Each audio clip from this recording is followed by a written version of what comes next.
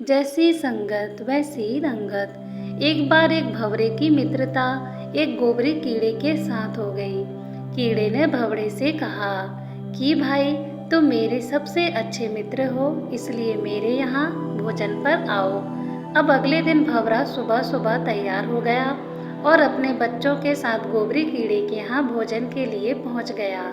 गोबरी कीड़ा भी उन सबको देखकर बहुत खुश हुआ और सबका आदर करके भोजन परोसा। भोजन में गोबर की गोलियां परोसी गईं और कीड़े ने कहा कि खाओ। आप लोग क्यों रुक गए? भंवरा सोच में पड़ गया कि मैंने बुरे का संग किया, इसलिए मुझे तो गोबर ही खाना पड़ेगा।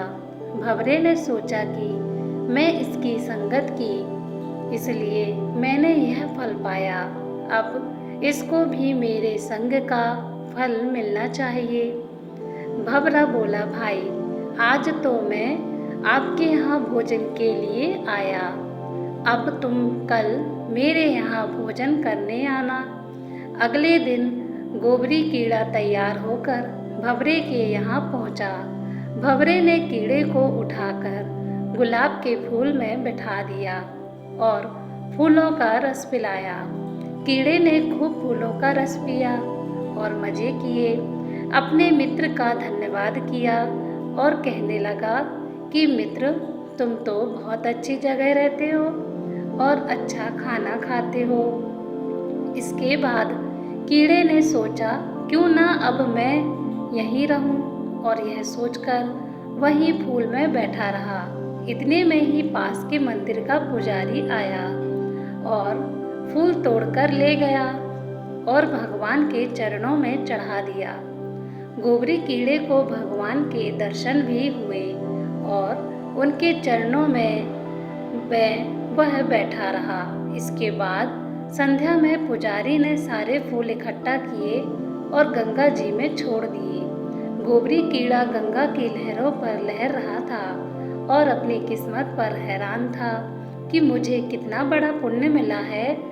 इतने में ही भंवरा उड़ता हुआ कीड़े के पास आया और बोला, मित्र, अब बताओ क्या हाल है? कीड़ा बोला, भाई, अब जन्म जन्म के पापों से मुक्ति हो चुकी है। जहाँ गंगा जी में मरने के बाद अस्थियों को छोड़ा जाता है, वहाँ मैं जिंदा ही आया हूँ। यह सब मुझे तेरी मित्रता और अच्छी संगत का ही फल मिला है और अब मैं खुशी से निहाल हूँ। तुमको धन्यवाद। जिसको मैं अपनी जन्नत समझता था, वह गंदगी थी और तुम्हारी वजह से ही मुझे यह स्वर्ग मिला है। किसी ने ठीक ही कहा है, जैसा संग करोगे वैसे ही बन जाओगे। शराबी का संग करोगे तो शराबी बन जाओगे, स्वार्थी का संग करोगे तो स्वार्थी बन जाओगे, दानी का संग करोगे तो दानी बन जाओगे, संतों भक्तों का संग करोगे तो प्रभु से प्रेम कर पाओगे। इसलिए संगति बहुत सोच समझकर करना चाहिए, क्योंकि संगति का असर हमारे जीवन में जरूर पड़ता है। दोस्तों, यह कहानी आपको कैसी लगी कमेंट कर जरूर बताएं और अभी तक चैनल को सब्सक्राइब ना किया तो सब्सक्राइब भी जरूर कर लें। धन्यवाद।